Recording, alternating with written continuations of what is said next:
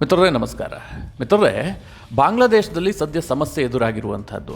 ಅಲ್ಲಿನ ಪ್ರಧಾನಿ ರಾಜೀನಾಮೆ ಕೊಟ್ಟಿದ್ದಾರೆ. ಜೀವ ಉಳಿಸಿಕೊಳ್ಳಬೇಕಾದಂತಹ ಸನ್ನಿವೇಶದಲ್ಲಿ ಅವರು ಭಾರತಕ್ಕೆ ಬಂದಿದ್ದಾರೆ. ಭಾರತ ಅವರಿಗೆ ಆಶ್ರಯ ಕೊಟ್ಟಿದೆ. ಇನ್ನೊಂದು ಕಡೆಯಲ್ಲಿ ಬಾಂಗ್ಲಾದಲ್ಲಿ ಹಿಂಸಾಚಾರ ಮುಗಿಲು ಮುಟ್ಟಿದೆ. ಅಲ್ಲಿ ಮಧ್ಯಂತರ ಸರ್ಕಾರ ರಚನೆಯಾಗುವ ಹಂತದಲ್ಲಿದೆ. ಇದೆಲ್ಲದರ ನಡುವೆ ಬಾಂಗ್ಲಾದೇಶ ವಿನಾಕಾರಣ ಭಾರತದ ಮೇಲೆ ಟೀಕೆ ಮಾಡೋದಕ್ಕೆ ಶುರು ಮಾಡಿದೆ.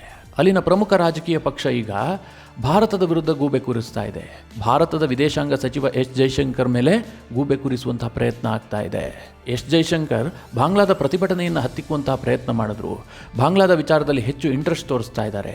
ಹೀಗೆಲ್ಲ ಆರೋಪಗಳು ಕೇಳಿಬರೋದಕ್ಕೆ ಶುರುವಾಗಿದೆ. ಇನ್ನೊಂದು ಕಡೆಯಲ್ಲಿ ಶೇಖ್ ಹಸೀನಾ ಮತ್ತು ಶೇಖ್ ರಿಯಾನಾ ಅಕ್ಕ ತಂಗಿ ಏನು ಭಾರತಕ್ಕೆ ಬಂದು ಈಗ ಆಶ್ರಯವನ್ನು ಪಡೆದುಕೊಂಡಿದ್ದಾರೆ, ಇಬ್ಬರನ್ನೂ ಕೂಡ ಈಗ ವಾಪಸ್ ಕಳುಹಿಸಬೇಕು ಹೀಗಂತ ಬಾಂಗ್ಲಾದೇಶದ ಸುಪ್ರೀಂ ಕೋರ್ಟ್ನ ಬಾರ್ ಕೌನ್ಸಿಲ್ ಒತ್ತಾಯಿಸಿದೆ. ಅದರ ಅಧ್ಯಕ್ಷರು ಒತ್ತಾಯಿಸಿದ್ದಾರೆ, ಭಾರತ ಅವರಿಗೆ ಆಶ್ರಯ ಕೊಡಬಾರದು, ಅವರನ್ನು ನಮ್ಮ ದೇಶಕ್ಕೆ ವಾಪಸ್ ಕೊಡಿ, ನಾವು ಅವರ ವಿರುದ್ಧ ಕಾನೂನು ಕ್ರಮವನ್ನು ಕೈಗೊಳ್ಳಬೇಕು. ಒಂದು ರೀತಿಯ ಸಂದಿಗ್ಧ ವಾತಾವರಣ ಭಾರತಕ್ಕೆ ನಿರ್ಮಾಣ ಆಗ್ತಾ ಇದೆ. ಇನ್ನೊಂದು ಕಡೆಯಲ್ಲಿ ಎಸ್ ಜೈಶಂಕರ್ ಇದೆಲ್ಲದಕ್ಕೂ ವಿರುದ್ಧವಾಗಿ ಒಂದು ಸ್ಟೇಟ್ಮೆಂಟ್ ಕೊಟ್ಟಿದ್ದಾರೆ. ಅವರು ಶೇಖ್ ಹಸೀನಾನೇ ಈ ಎಲ್ಲ ಪ್ರಕರಣಕ್ಕೂ ಕಾರಣ, ಬಾಂಗ್ಲಾದಲ್ಲಿ ಇವತ್ತಿನ ಈ ಸ್ಥಿತಿಗೆ ಶೇಖ್ ಹಸೀನಾ ಕೈಗೊಂಡಂತಹ ನಿರ್ಧಾರಗಳು ಕಾರಣ ಅಂತ ಪರೋಕ್ಷವಾಗಿ ಶೇಖ್ ಹಸೀನಾರನ್ನ ಟೀಕೆ ಮಾಡುವ ಕೆಲಸ ಮಾಡಿದ್ದಾರೆ. ಹಾಗಾದರೆ ಏನಾಗ್ತಾ ಇದೆ? ಭಾರತದ ಮುಂದಿನ ನಡೆ ಏನಾಗಿರುತ್ತೆ? ಎಷ್ಟು ಸೂಕ್ಷ್ಮವಾದಂತಹ ವಿಚಾರ ಇದು. ಬಾಂಗ್ಲಾದೇಶ ಭಾರತದ ಮೇಲೆ ಏನಾದರೂ ಒತ್ತಡ ಹಾಕುವಂಥ ಸಾಧ್ಯತೆಗಳಿದೆಯಾ? ಶೇಖ್ ಹಸೀನಾರನ್ನು ವಾಪಸ್ ಕರೆಸ್ಕೊಳ್ಳೋದಕ್ಕೆ ಬಾಂಗ್ಲಾ ಪ್ರಯತ್ನ ಮಾಡುತ್ತಾ? ಮುಂದಿನ ಸರ್ಕಾರ ಭಾರತದ ವಿರುದ್ಧವಾಗಿ ನಿರ್ಧಾರವನ್ನು ಕೈಗೊಳ್ಳುತ್ತಾ? ಇದೆಲ್ಲದರ ಬಗ್ಗೆ ಬಹಳ ಇಂಟ್ರೆಸ್ಟಿಂಗ್ ಡೆವಲಪ್ಮೆಂಟ್ಗಳಾಗ್ತಾ ಇದ್ದಾವೆ. ಈ ವಿಡಿಯೋದಲ್ಲಿ ನಿಮಗೆ ಈ ಬಗ್ಗೆ ಒಂದಿಷ್ಟು ಮಾಹಿತಿಯನ್ನು ತಿಳಿಸ್ಕೊಡುವಂಥ ಪ್ರಯತ್ನ ಮಾಡ್ತೀನಿ. ನೀವು ಈ ವಿಡಿಯೋನ ಕೊನೆವರೆಗೂ ಮಿಸ್ ಮಾಡದೆ ನೋಡಿ. ಮಿತ್ರರೇ, ಅದೇನೋ ಹೇಳ್ತಾರಲ್ಲ, ಭಾರತದ ದೌರ್ಭಾಗ್ಯ ಅಂತ ಕಾಣುತ್ತೆ. ನಮ್ಮ ಸುತ್ತಲೂ ಇರುವಂತಹ ದೇಶಗಳು ತುಂಬ ಸುಭದ್ರವಾಗಿದ್ದರೆ, ತುಂಬ ಚೆನ್ನಾಗಿದ್ದಿದ್ರೆ ಭಾರತಕ್ಕೆ ಈ ಸಮಸ್ಯೆಯೇ ಇರ್ತಿರಲಿಲ್ಲ. ಒಂದಾದರೂ ದೇಶ ಬಹಳ ಸದೃಢವಾಗಿದೆ, ಅಲ್ಲೇನೂ ಪ್ರಾಬ್ಲಮ್ ಇಲ್ಲ ಅಂತ ಹೇಳುವಂತಹ ದೇಶ ಇದೆಯಾ? ಭೂತಾನ್ ಒಂದು ಸ್ವಲ್ಪ ಮಟ್ಟಿಗಿದೆ, ಆದರೂ ಕೂಡ ಅದೊಂದು ಬಡ ದೇಶ, ಭಾರತವನ್ನೇ ಆಶ್ರಯಿಸಿರುವಂತಹ ದೇಶ. ಆಗಾಗ ಚೀನಾ ಕಡೆಗೆ ಸ್ವಲ್ಪ ಒಲವು ಬರ್ತಾ ಇರುತ್ತೆ, ಆದರೂ ಕೂಡ ಅವ್ರಿಗೆ ಪೂರ್ತಿ ಧೈರ್ಯ ಇಲ್ಲ. ಚೀನಾ ಎಲ್ಲಿ ನುಂಗಿ ಬಿಡುತ್ತೋ ಅನ್ನುವಂಥ ಭಯ ಭೂತಾನ್ಗಿದೆ. ಹಾಗಾಗಿ ಅವ್ರು ಸ್ವಲ್ಪ ಮೆತ್ತಗಿದ್ದಾರೆ. ಉಳಿದಂಥ ಮಿತ್ರರೇ, ಮಯನ್ಮಾರನ್ನು ತೆಗೆದುಕೊಳ್ಳಿ, ಅಲ್ಲಿ ಮಿಲಿಟರಿ ಆಡಳಿತ ಬಂದಿದೆ.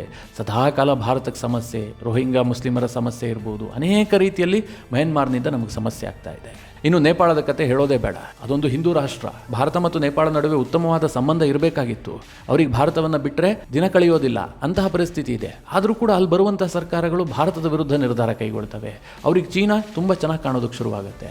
ಇನ್ನೊಂದು ಕಡೆಯಲ್ಲಿ ಪಾಕಿಸ್ತಾನ, ಅದನ್ನೇನು ನಾನು ವಿವರಣೆ ಕೊಡೋದೇ ಬೇಕಾಗಿಲ್ಲ. ಯಾವ ಪರಿಸ್ಥಿತಿ ಇದೆ ಭಾರತ ಪಾಕಿಸ್ತಾನ ನಡುವೆ ಅಂತ ನಿಮಗೆ ಗೊತ್ತು. ಇತ್ತ ಕಡೆಯಲ್ಲಿ ಶ್ರೀಲಂಕಾ, ಇಷ್ಟು ದಿನ ಚೀನಾ ಚೀನಾ ಚೀನಾ ಅಂತ ಹೇಳ್ತಾ ಇದ್ರು. ಅಂತಿಮವಾಗಿ ಅವರು ಬಿದ್ದಂತಹ ಸಂದರ್ಭದಲ್ಲಿ ಭಾರತವೇ ಬೇಕಾಯಿತು. ಮಾಲ್ಡೀವ್ಸ್ನದ್ದು ಹೊಸ ಒಂದು ರಾಜಧಾಂತ. ಕಳೆದ 1 ವರ್ಷದಿಂದ ಅಲ್ಲಿ ಭಾರತ ವಿರೋಧಿ ಸರ್ಕಾರ ಬಂದಿದೆ. ಅವರ ಎಲ್ಲ ನಿರ್ಧಾರಗಳು ಕೂಡ ಚೀನಾ ಪರವಾಗಿದೆ. ಈಗ ಬಾಂಗ್ಲಾದೇಶ ಕಳೆದ 15 ವರ್ಷದಿಂದ ಸರಿದಾರಿಗೆ ಬಂದಿದೆ. ಯಾಕೆಂದರೆ ಶೇಖ್ ಹಸೀನಾ ಅಲ್ಲಿ ಪ್ರಧಾನಿಯಾಗಿದ್ದರು. ಅವರು ಭಾರತಕ್ಕೆ ಫ್ರೆಂಡ್ಲಿ ಆಗಿದ್ದರು. ಭಾರತದ ಅವಶ್ಯಕತೆ ಅವ್ರಿಗೆ ತುಂಬ ಚೆನ್ನಾಗಿ ಗೊತ್ತಿತ್ತು. ಭಾರತವನ್ನು ಬಿಟ್ಟು ನಾವು ಬಾಂಗ್ಲಾವನ್ನು ಕಟ್ಟೋದಕ್ಕೆ ಸಾಧ್ಯ ಇಲ್ಲ ಅಂತ ಶೇಖ್ ಹಸೀನಾ ಅರ್ಥ ಮಾಡ್ಕೊಂಡಿದ್ರು. ಹೀಗಾಗಿ ತುಂಬ ಸೂಕ್ಷ್ಮವಾಗಿ ವರ್ತಿಸ್ತಾ ಇದ್ರು. ಆದರೆ ಮತ್ತೆ ಬಾಂಗ್ಲಾದೇಶ ಹಳೆಯ ಪರಿಸ್ಥಿತಿಗೆ ಹೋಗಿದೆ. ಅಲ್ಲಿ ಭಾರತ ವಿರೋಧಿ ಸರ್ಕಾರ ರಚನೆಯಾಗುವಂಥ ಸಾಧ್ಯತೆಗಳು ಕಂಡು ಬರ್ತಾ ಇದೆ. ಒಟ್ಟಿನಲ್ಲಿ ಭಾರತದ ದೌರ್ಭಾಗ್ಯ ಅಂತ ಕರೆದರೆ ತಪ್ಪಾಗಲಿಕ್ಕಿಲ್ಲ. ನಮ್ಮ ನೆರೆಹೊರೆಯ ದೇಶಗಳು ಭಾರತಕ್ಕೆ ಸದಾ ಕಾಡುವಂತಹ ದೇಶಗಳಾಗ್ತಾ ಇದ್ದಾವೆ.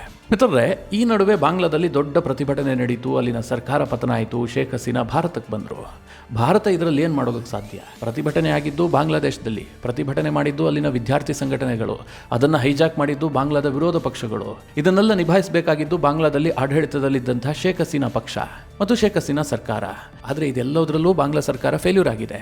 ಶೇಖ್ ಹಸೀನಾ ಅಂತಿಮವಾಗಿ ತನ್ನ ಜೀವ ಉಳಿಸ್ಕೊಂಡ್ರೆ ಸಾಕು ಅಂತ ಭಾರತಕ್ಕೆ ಓಡಿ ಬಂದಿದ್ದಾರೆ. ಈಗ ಇಷ್ಟೆಲ್ಲ ಆಗಿದೆ, ಭಾರತವನ್ನು ಬ್ಲೈಮ್ ಮಾಡ್ತಾ ಇದ್ದಾರೆ. ನಿಮಗೆಲ್ಲ ಗೊತ್ತು, ಬಾಂಗ್ಲಾದಲ್ಲಿ 2ನೇ ಅತಿ ದೊಡ್ಡ ರಾಜಕೀಯ ಪಕ್ಷ ಅಂತಂದರೆ ಅದು BNP, ಬಾಂಗ್ಲಾದೇಶ್ ನ್ಯಾಷನಲಿಸ್ಟ್ ಪಾರ್ಟಿ. ಈ ಪಕ್ಷದ ನಾಯಕರು ಈಗ ಭಾರತವನ್ನು ಬ್ಲೈಮ್ ಮಾಡ್ತಾ ಇದ್ದಾರೆ. ಭಾರತದ ವಿದೇಶಾಂಗ ಸಚಿವರನ್ನು ಬ್ಲೈಮ್ ಮಾಡ್ತಾ ಇದ್ದಾರೆ. ಇದಕ್ಕೆ ಕಾರಣ ಆಗಿರೋದೇನು ಗೊತ್ತಾ? ಭಾರತದ ವಿದೇಶಾಂಗ ಸಚಿವ ಎಸ್ ಜೈಶಂಕರ್ ಲೋಕಸಭೆ ಮತ್ತು ರಾಜ್ಯಸಭೆ ಎರಡರಲ್ಲೂ ಕೂಡ ಬಾಂಗ್ಲಾದೇಶದ ಸ್ಥಿತಿಗತಿಯ ಬಗ್ಗೆ ಮಾಹಿತಿಯನ್ನು ಕೊಟ್ಟರು. ಯಾಕೆಂದರೆ ಶೇಖ್ ಹಸೀನಾ ಭಾರತಕ್ಕೆ ಬಂದ್ರಲ್ಲ, ಅವರಿಗೆ ಆಶ್ರಯ ಕೊಡುವಂತಹ ನಿರ್ಧಾರವನ್ನು ಭಾರತ ಸರ್ಕಾರ ಕೈಗೊಂಡಿದೆ. ಜೊತೆಗೆ ಸರ್ವಪಕ್ಷ ಸಭೆ ಮಾಡಿ ಎಲ್ಲರಿಗೂ ಮಾಹಿತಿಯನ್ನು ಕೊಟ್ಟಿತ್ತು. ಇದಾಗ್ತಿದ್ದ ಹಾಗೆ ಸರ್ಕಾರದ ಜವಾಬ್ದಾರಿ ಏನು? ಸದನದಲ್ಲಿ ಈ ವಿಚಾರವನ್ನು ಪ್ರಸ್ತಾಪ ಮಾಡಬೇಕು. ಯಾಕೆಂದರೆ ಇದು ತುಂಬ ಗಂಭೀರವಾದಂಥ ವಿಚಾರ. ನಾಳೆ ಏನಾದರೂ ವ್ಯತ್ಯಾಸ ಆದರೆ ಸರ್ಕಾರವನ್ನು ಗುರಿ ಮಾಡ್ತಾರೆ ತಾನೆ. ಅದಕ್ಕೆ ಸದನಕ್ಕೆ ಮಾಹಿತಿ ಕೊಡುವಂಥದ್ದು ಒಬ್ಬ ಜವಾಬ್ದಾರಿಯುತ ವಿದೇಶಾಂಗ ಸಚಿವರ ಕೆಲಸ ಅದು. ಹೀಗಾಗಿ ಎಸ್ ಜೈಶಂಕರ್ ಏನು ಮಾಡಿದ್ರು? ಲೋಕಸಭೆಯಲ್ಲೂ ಮಾತನಾಡಿದ್ರು, ರಾಜ್ಯಸಭೆಯಲ್ಲೂ ಮಾತನಾಡಿದ್ರು. ಬಾಂಗ್ಲಾದ ಪರಿಸ್ಥಿತಿಯ ಬಗ್ಗೆ ವಿವರಣೆ ಕೊಟ್ಟರು. ಇದಕ್ಕೆ ಬಾಂಗ್ಲಾದ BNP ಪಕ್ಷ ಈಗ ರೆಸ್ಪಾಂಡ್ ಮಾಡಿದೆ. ಅವ್ರೇನು ಹೇಳ್ತಾ ಇದ್ದಾರೆ ಗೊತ್ತಾ? ಭಾರತ ಹೆಚ್ಚು ಆಕ್ಟಿವ್ ಆಗಿದೆ ಬಾಂಗ್ಲಾದ ವಿಚಾರದಲ್ಲಿ. ಬಾಂಗ್ಲಾದಲ್ಲಿ ಒಂದು ಒಳ್ಳೆ ಉದ್ದೇಶ ಇಟ್ಕೊಂಡು ವಿದ್ಯಾರ್ಥಿಗಳು ಪ್ರತಿಭಟನೆ ಮಾಡ್ತಾ ಇದ್ರೆ ಆ ವಿದ್ಯಾರ್ಥಿಗಳ ಪ್ರತಿಭಟನೆಯನ್ನು ಹತ್ತಿಕ್ಕೋದಕ್ಕೆ, ಅಂದರೆ ವಿದ್ಯಾರ್ಥಿಗಳ ಧ್ವನಿಯನ್ನು ಅಡಗಿಸೋದಕ್ಕೆ ಭಾರತ ಸರ್ಕಾರ ಮತ್ತು ಭಾರತದ ವಿದೇಶಾಂಗ ಸಚಿವರು ಪ್ರಯತ್ನ ಪಟ್ಟಿದ್ದಾರೆ. ಅವರು ತುಂಬ ಆಕ್ಟಿವ್ ಆಗಿದ್ದಾರೆ ಬಾಂಗ್ಲಾದ ವಿಚಾರದಲ್ಲಿ. ಯಾಕೆ ಹೀಗಂತ ಅವರು ಪ್ರಶ್ನೆ ಮಾಡಿದ್ದಾರೆ. ಎರಡನೇದಾಗಿ, ಜನವರಿಯಲ್ಲಿ ಚುನಾವಣೆ ನಡೀತು. ಆ ಸಂದರ್ಭದಲ್ಲಿ BNP ಪಕ್ಷ ಪಾರ್ಟಿಸಿಪೇಟ್ ಮಾಡೋದಕ್ಕೆ ಸಾಧ್ಯ ಆಗಿಲ್ಲ. ಇದನ್ನ ಭಾರತ ಸರ್ಕಾರ ಪ್ರಶ್ನಿಸಿಲ್ಲ. ಆಗ ಭಾರತದ ವಿದೇಶಾಂಗ ಸಚಿವರಿಗೆ ಧ್ವನಿ ಇರಲಿಲ್ಲ. ಈಗ ಅವರು ಮಾತನಾಡ್ತಾ ಇದ್ದಾರೆ. ಹೀಗಂತ ಟೀಕೆ ಮಾಡ್ತಾ ಇದೆ BNP ಪಕ್ಷ. ಮೂರನೇದಾಗಿ, ಇವತ್ತು ಎಸ್ ಜೈಶಂಕರ್ ದಕ್ಷಿಣ ಏಷ್ಯಾದ ಅತ್ಯಂತ ಪ್ರಭಾವಿ ವಿದೇಶಾಂಗ ಸಚಿವ. ಅದು ಸತ್ಯ ಕೂಡ ಹೌದು. ಇದನ್ನ BNP ಪಕ್ಷ ಹೇಳ್ತಾ ಇದೆ. ಜೈಶಂಕರ್ ಅತ್ಯಂತ ಪ್ರಭಾವಿ ವಿದೇಶಾಂಗ ಸಚಿವ. ಅವರು ಅನ್ಬಯಾಸ್ಡ್ ಆಗಿರಬೇಕು. ಯಾವುದೋ ಒಂದು ಪಕ್ಷದ ಪರವಾಗಿ ಅವರ ಒಲವು ಇರಬಾರ್ದು, ಪೂರ್ವಾಗ್ರಹ ಪೀಡಿತರಾಗಿರಬಾರ್ದು ಅಂತ ಹೇಳಿ BNP ಪಕ್ಷ ಈಗ ಹೇಳ್ತಾ ಇದೆ. ಅಂದ್ರೆ ಎಲ್ಲಾ ಆರೋಪಗಳನ್ನ ಎಸ್ ಜೈಶಂಕರ್ ಮೇಲೆ ಮಾಡ್ತಾ ಇದೆ. ಈ ಇಡೀ ಪ್ರಕರಣದಲ್ಲಿ ಬಾಂಗ್ಲಾದೇಶ ಸರ್ಕಾರದ ಪರವಾಗಿ ಎಸ್ ಜೈಶಂಕರ್ ನಿಂತ್ಕೊಂಡಿದ್ರು. ಪ್ರತಿಭಟನೆಯನ್ನು ಹತ್ತಿಕ್ಕುವಂತಹ ಪ್ರಯತ್ನ ಮಾಡಿದ್ರು. ಸರ್ಕಾರವನ್ನು ಬಚಾವ್ ಮಾಡುವಂತಹ ಪ್ರಯತ್ನ ಮಾಡಿದ್ರು. ಹೀಗಂತ ಅಲ್ಲಿನ BNP ಪಕ್ಷ ಹೇಳ್ತಾ ಇದೆ. ಮಿತ್ರರೇ, ವಾಸ್ತವವಾಗಿ ಇದನ್ನು ಅದು ಸ್ವಾಗತಿಸಬೇಕಾಗಿತ್ತು. ಯಾಕೆಂದರೆ ಬಾಂಗ್ಲಾದಲ್ಲಿ ಈಗ ಅರಾಜಕತೆ ಸೃಷ್ಟಿಯಾಗಿದೆ. ಸರಿಸುಮಾರು 500ಕ್ಕೂ ಹೆಚ್ಚು ಜನ ಸಾವಿಗೀಡಾಗಿದ್ದಾರೆ ಒಂದು ಅಂದಾಜಿನ ಪ್ರಕಾರ. ಅದಕ್ಕಿಂತ ಹೆಚ್ಚಾಗಿರಬಹುದು. ಎಷ್ಟು ಅರಾಜಕತೆ ಅಂತಂದರೆ ನೀವು ಊಹೆ ಮಾಡೋದಕ್ಕೆ ಸಾಧ್ಯ ಇಲ್ಲ.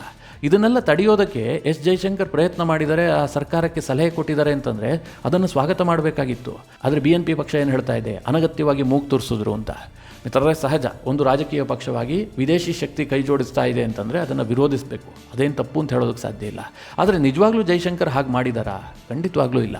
ಹಾಗೆ ನೋಡೋಕೆ ಹೋದರೆ ಎಸ್ ಜೈಶಂಕರ್ ಲೋಕಸಭೆಯಲ್ಲಿ ಮಾತನಾಡುವ ವೇಳೆ ಬಾಂಗ್ಲಾದೇಶದ ಶೇಖ್ ಹಸೀನಾ ಸರ್ಕಾರವನ್ನೇ ಟೀಕೆ ಮಾಡಿದ್ದಾರೆ. ಜೈಶಂಕರ್ ಏನು ಹೇಳಿದ್ದಾರೆ ಅಂತಂದರೆ, ನಾವು ಬಾಂಗ್ಲಾದ ಪ್ರತಿಭಟನೆಯ ಬಗ್ಗೆ ಶೇಖ್ ಹಸೀನಾ ಸರ್ಕಾರಕ್ಕೆ ಕೆಲವೊಂದಷ್ಟು ಕಿವಿ ಮಾತನ್ನು ಹೇಳಿದ್ವಿ. ಆದರೆ ಅದು ಯಾವುದನ್ನು ಶೇಖ್ ಹಸೀನಾ ಸರ್ಕಾರ ಫಾಲೋ ಮಾಡಿಲ್ಲ. ನಾವು ತಾಳ್ಮೆಯಿಂದ ವರ್ತಿಸಿ ಅಂತ ಅವರಿಗೆ ಮನವಿ ಮಾಡಿಕೊಂಡಿದ್ವಿ. ಮಾತುಕತೆ ಮೂಲಕ ಬಗೆಹರಿಸಿ, ವಿದ್ಯಾರ್ಥಿಗಳನ್ನು ಎದುರಾಕೊಳ್ಳಬೇಡಿ ಅಂತ ನಾವು ಅವರಿಗೆ ಸಲಹೆ ಕೊಟ್ಟಿದ್ವಿ. ಆದರೆ ಇದು ಯಾವುದನ್ನು ಕೂಡ ಶೇಖ್ ಹಸೀನಾ ಸರ್ಕಾರ ಕೇಳಿಲ್ಲ.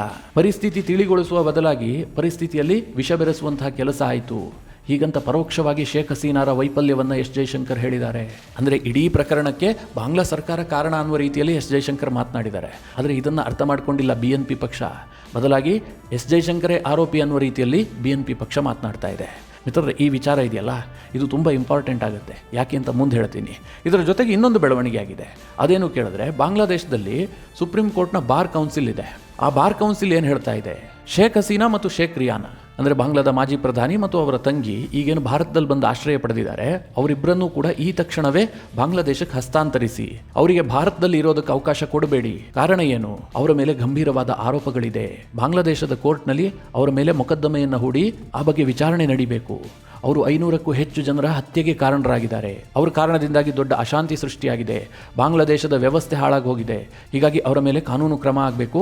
ಬಾಂಗ್ಲಾದೇಶದ ಕಾನೂನಿನ ಅನುಸಾರ ಅವರಿಗೆ ಶಿಕ್ಷೆ ಆಗಬೇಕು ಅಂತೇಳಿ ಬಾಂಗ್ಲಾದೇಶದ ಸುಪ್ರೀಂ ಕೋರ್ಟ್ನ ಬಾರ್ ಕೌನ್ಸಿಲ್ ಹೇಳಿದೆ. ಬಾಂಗ್ಲಾದೇಶದ ಬಾರ್ ಕೌನ್ಸಿಲ್ನ ಅಧ್ಯಕ್ಷರಾಗಿರುವಂತಹ ಮೆಹಬೂಬ್ ಉದ್ದೀನ್ ಕೊಕೋನ್ ಅನ್ನುವಂಥವರು ಈ ಒತ್ತಾಯ ಮಾಡಿದ್ದಾರೆ. ಮಿತ್ರರೇ, ಇದೇನನ್ನು ಸೂಚಿಸುತ್ತೆ?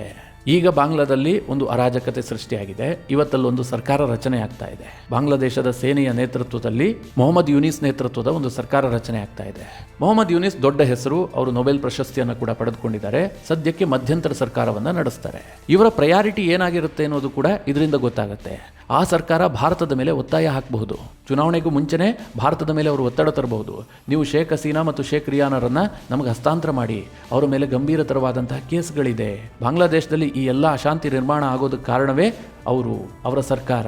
ಹೀಗಾಗಿ ಶೇಖ್ ಹಸೀನಾ ಸರ್ಕಾರದ ಅನೇಕರ ಮೇಲೆ ಮೊಕದ್ದಮೆಯನ್ನು ಹೂಡಿ ಅವರನ್ನು ವಾಪಸ್ ಕರೆಸ್ಕೊಳ್ಳೋದಕ್ಕೆ ಈ ಸರ್ಕಾರ ಒತ್ತಡ ಹಾಕಬಹುದು. ಇದೊಂದು ಸಂದಿಗ್ಧ ಪರಿಸ್ಥಿತಿ ಉಂಟಾಗುತ್ತೆ. ಒಂದು ವೇಳೆ ಮೊಹಮ್ಮದ್ ಯೂನಿಸ್ ಸರ್ಕಾರವೇ ಈ ಒತ್ತಾಯ ಮಾಡಿದ್ರೆ. ಯಾಕೆ ಗೊತ್ತಾ? ಶೇಖ್ ಹಸೀನಾ ಆಶ್ರಯ ಬೇಡಿ ಭಾರತಕ್ಕೆ ಬಂದಿದ್ದಾರೆ. ಅವರನ್ನು ಭಾರತ ಸರ್ಕಾರವಂತೂ ಒತ್ತಾಯಪೂರ್ವಕವಾಗಿ ಗಡೀಪಾರು ಮಾಡೋದಕ್ಕೆ ಸಾಧ್ಯವೇ ಇಲ್ಲ. ಯಾಕೆ ಗೊತ್ತಾ? ಅವರ 15 ವರ್ಷವೂ ಕೂಡ ಅವರು ಭಾರತದ ಪರವಾಗಿ ಒಲವು ಹೊಂದಿದ್ರು. ಭಾರತದ ಪರವಾಗಿ ನಿರ್ಧಾರ ಕೈಗೊಂಡಿದ್ದಾರೆ. ಭಾರತಕ್ಕೆ ಅನೇಕ ಲಾಭವನ್ನು ಮಾಡಿಕೊಟ್ಟಿದ್ದಾರೆ. ಜೊತೆಗೆ ಬಾಂಗ್ಲಾದೇಶಕ್ಕೂ ಭಾರತದಿಂದ ಲಾಭ ಮಾಡಿಸ್ಕೊಂಡಿದ್ದಾರೆ. ಅದರಲ್ಲೇನು ಡೌಟ್ ಇಲ್ಲ.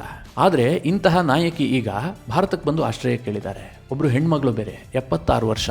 ಇಂತಹ ಸಂದರ್ಭದಲ್ಲಿ ಭಾರತ ಅವರನ್ನು ಕೈ ಬಿಡೋದಕ್ಕೆ ಸಾಧ್ಯವಾ? ಹಿಂದೆಯೂ ಕೈ ಬಿಟ್ಟಿರಲಿಲ್ಲ. ಇಂದಿರಾ ಗಾಂಧಿ ಕಾಲದಲ್ಲಿ ಇದೇ ಶೇಖ್ ಹಸೀನಾ ಮತ್ತು ಅವರ ಕುಟುಂಬಕ್ಕೆ 6 ವರ್ಷಗಳ ಕಾಲ ಆಶ್ರಯವನ್ನು ಕೊಡಲಾಗಿತ್ತು. ಅವರ ಗಂಡ ಭಾರತದಲ್ಲೇ ಒಂದು ಜಾಬ್ ಮಾಡ್ಕೊಂಡಿದ್ರು. ಆನಂತರ ಅವಾಮಿ ಲೀಗ್ ಬಾಂಗ್ಲಾದಲ್ಲಿ ಸ್ವಲ್ಪ ಬಲವರ್ಧನೆ ಆದ ಬಳಿಕ ಶೇಖ್ ಹಸೀನಾ ಬಾಂಗ್ಲಾಗೆ ಹೋಗಿದ್ದು. ಅಷ್ಟು ಕಾಲವೂ ಕೂಡ ಅವರಿಗೆ ಸೀಕ್ರೆಟ್ ಆಗಿ ಭಾರತದಲ್ಲಿ ಅವಕಾಶವನ್ನು ಕೊಡಲಾಗಿತ್ತು. ಈಗ ಮತ್ತೆ ಅಂತಹದೇ ಪರಿಸ್ಥಿತಿ ಬಂದಿದೆ. ಶೇಖ್ ಹಸೀನಾ ಭಾರತಕ್ಕೆ ಬಂದಿದ್ದಾರೆ. UK ಒಂದು ಕಡೆ ನಾವು ಅವರಿಗೆ ಪೊಲಿಟಿಕಲ್ ಅಸೈಲಮ್ ಕೊಡೋದಿಲ್ಲ ಅಂತ ಹೇಳ್ತಾ ಇದೆ. ಅಮೆರಿಕ ವೀಸಾವನ್ನೇ ರದ್ದು ಮಾಡಿದೆ. ಬಹುತೇಕ ರಾಷ್ಟ್ರಗಳಲ್ಲಿ ಶೇಖ್ ಹಸೀನಾಗೆ ಬಾಗಿಲು ಬಂದಾಗಿದೆ. ಇಂತಹ ಪರಿಸ್ಥಿತಿಯಲ್ಲಿ ಭಾರತವು ಕೈಬಿಟ್ಟು ಶೇಖ್ ಹಸೀನಾರನ್ನ ಬಾಂಗ್ಲಾಗೆ ಹಸ್ತಾಂತರ ಮಾಡಿದ್ದೆ ಆದರೆ ಕಾನೂನು ಪ್ರಕಾರ ಕ್ರಮ ಅಂತ ಹೇಳ್ತಾರೆ, ಏನು ಬೇಕಾದರೂ ಆಗಬಹುದು. ಶೇಖ್ ಹಸೀನಾ ಅಸಾಸಿನೇಷನ್ ಆದರೂ ಆಶ್ಚರ್ಯ ಇಲ್ಲ. ಹೀಗಾಗಿ ಭಾರತ ಸರ್ಕಾರ ಗಡೀಪಾರು ಮಾಡೋದಕ್ಕಂತೂ ಸಾಧ್ಯ ಇಲ್ಲ.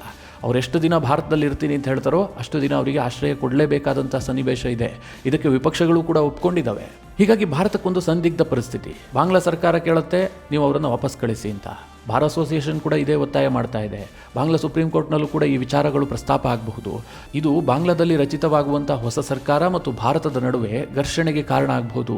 ಎರಡೂ ದೇಶಗಳ ಸಂಬಂಧ ಬಹಳಷ್ಟು ಹಳಸೋದಕ್ಕೆ ಕಾರಣ ಆಗಬಹುದು. ಒಂದು ವೇಳೆ ಚುನಾವಣೆ ನಡೆಯುತ್ತಪ್ಪ, ಚುನಾವಣೆ ನಡೆದ ನಂತರ ಏನಾಗುತ್ತೆ, ಹೊಸ ಸರ್ಕಾರದ ಪ್ರಯಾರಿಟಿ ಏನಾಗಿರುತ್ತೆ, ಅದು ಕೂಡ ಭಾರತಕ್ಕೆ ಆಶಾದಾಯಕವಾಗಿರೋದಿಲ್ಲ. ಯಾಕೆಂದರೆ BNP ಪಕ್ಷವೂ ಕೂಡ ಭಾರತದ ಮೇಲೆ ಆರೋಪ ಮಾಡ್ತಾ ಇದೆ, ಭಾರತ ಸರ್ಕಾರದ ಮೇಲೆ ಆರೋಪ ಮಾಡ್ತಾ ಇದೆ. ಈಗ ಬಾಂಗ್ಲಾದಲ್ಲಿ ಎರಡನೇ ಅತಿ ದೊಡ್ಡ ಪಕ್ಷ BNP. ಮುಂದೇನಾದರೂ ಚುನಾವಣೆ ಆದರೆ BNP ಮತ್ತು ಜಮಾತೆ ಇಸ್ಲಾಮಿ ಸರ್ಕಾರ ಮಾಡುವಂತಹ ಸಾಧ್ಯತೆಗಳಿದೆ. ಈ ಎರಡೂ ಪಕ್ಷಗಳು ಕೂಡ ಭಾರತದ ವಿರುದ್ಧವಾದಂತಹ ನಿರ್ಧಾರ ಕೈಗೊಳ್ಳುವಂತಹ ಪಕ್ಷಗಳು. ಅವಾಮಿ ಲೀಗ್ ಹೇಳ ಹೆಸರಿಲ್ಲದಂತೆ ಆಗ್ತಾ ಇದೆ. ಯಾಕೆಂದ್ರೆ ಅದರ ನಾಯಕರನ್ನು ಹತ್ಯೆ ಮಾಡಲಾಗ್ತಾ ಇದೆ. ಅವಾಮಿ ಲೀಗ್ ಅಂತ ಹೇಳಿಕೊಂಡು ಯಾವ ನಾಯಕನೂ ಹೊರಗೆ ಬರ್ತಾ ಇಲ್ಲ. ಅಂತಹ ಪರಿಸ್ಥಿತಿ ಬಾಂಗ್ಲಾದಲ್ಲಿ ನಿರ್ಮಾಣ ಆಗ್ತಾ ಇದೆ. ಶೇಖ್ ಹಸೀನಾ ಇಲ್ಲದಂತಹ ಅವಾಮಿ ಲೀಗನ್ನು ಊಹಿಸಿಕೊಳ್ಳೋದಕ್ಕೂ ಸಾಧ್ಯ ಇಲ್ಲ. ಹೀಗಿರುವಾಗ BNP ಪಕ್ಷ ಬಾಂಗ್ಲಾದಲ್ಲಿ ಅಧಿಕಾರಕ್ಕೆ ಬರಬಹುದು. ಆ ಪಕ್ಷ ಅಧಿಕಾರಕ್ಕೆ ಬಂದರೂ ಕೂಡ ಭಾರತದ ಮೇಲೆ ಒತ್ತಡ ಜಾಸ್ತಿ ಆಗುತ್ತೆ. ಒಟ್ಟಿನಲ್ಲಿ ಮಿತ್ರರೇ, ಶೇಖ್ ಹಸೀನಾರಿಗೆ ಭಾರತ ಆಶ್ರಯ ಕೊಟ್ಟಿದ್ದು, ಅಂತಿಮ ಕ್ಷಣದಲ್ಲಿ ಶೇಖ್ ಹಸೀನಾ ತಪ್ಪಿಸಿಕೊಳ್ಳೋದಕ್ಕೆ ಭಾರತ ಸಹಾಯ ಮಾಡಿದ್ದು, ಇದೆಲ್ಲದರ ಮೇಲೆ ಅಲ್ಲಿನ BNP ಪಕ್ಷ ಇರಬಹುದು, ಅಲ್ಲಿನ ಬಾರ್ ಕೌನ್ಸಿಲ್ ಇರಬಹುದು, ಬಾಂಗ್ಲಾದೇಶದ ರಾಜಕೀಯ ಪಕ್ಷಗಳಿರಬಹುದು, ಎಲ್ಲರೂ ಆಕ್ರೋಶವನ್ನು ಹೊರಹಾಕ್ತಾ ಇದ್ದಾರೆ. ಭಾರತದ ವಿರುದ್ಧ ಒತ್ತಡ ಜಾಸ್ತಿ ಆಗ್ತಾ ಇದೆ. ಮಿತ್ರರೇ, ಮುಂದೆ ಭಾರತ ಸರ್ಕಾರ ಏನು ಕ್ರಮ ಕೈಗೊಳ್ಳುತ್ತೆ, ಬಹಳ ಕುತೂಹಲಕಾರಿಯಾದಂಥ ಅಂಶ. ಈ ಬಗ್ಗೆ ಏನಾದರೂ ಡೆವಲಪ್ಮೆಂಟ್ ಆದರೆ ನಿಮಗೆ ತಿಳಿಸುವಂತಹ ಪ್ರಯತ್ನ ಮಾಡ್ತೀನಿ. ಮಿತ್ರರೇ, ಈ ಬಗ್ಗೆ ನಿಮ್ಮ ಅನಿಸಿಕೆ ಅಭಿಪ್ರಾಯಗಳೇನು ಕಮೆಂಟ್ ಮಾಡುವ ಮೂಲಕ ನಮಗೆ ತಿಳಿಸಿ. ಹಾಗೆ ನಿಮಗೆ ಈ ವಿಡಿಯೋ ಇಷ್ಟವಾದರೆ ಲೈಕ್ ಮಾಡಿ. ಜೊತೆಗೆ ನೀವಿನ್ನೂ ನಿಮ್ಮ ನೆಚ್ಚಿನ ಸಂಸ್ಕಾರ ಸೌರಭ ಯೂಟ್ಯೂಬ್ ಚಾನಲ್ನ ಸಬ್ಸ್ಕ್ರೈಬ್ ಮಾಡಿಲ್ಲ ಅಂತಾದರೆ ಈ ಕೂಡಲೇ ಸಬ್ಸ್ಕ್ರೈಬ್ ಮಾಡಿ. ಮುಂದಿನ ಎಲ್ಲ ಅಪ್ಡೇಟ್ಗಳ ನೋಟಿಫಿಕೇಷನ್ಗಾಗಿ ಬೆಲ್ ಐಕಾನ್ ಒತ್ತಿ.